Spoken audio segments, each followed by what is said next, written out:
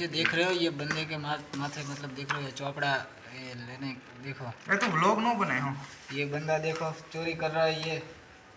Guys किसी को भी ये बंदा आपको दिखे तुरंत ही मुझे इसको रूम से बाहर घर से आपके घर के और भी ये मन रहा है ना तो इसको बाहर निकलना क्योंकि ये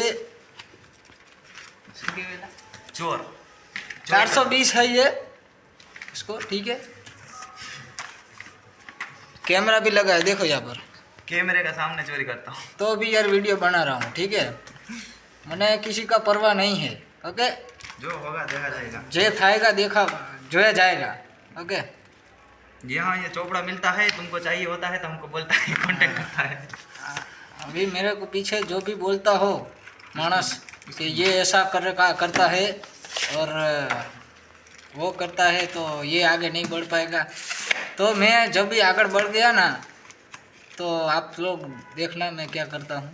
ओके फिर वो डायलॉग में भावेश भाई का डायलॉग आपको चौटाड़ूंगा।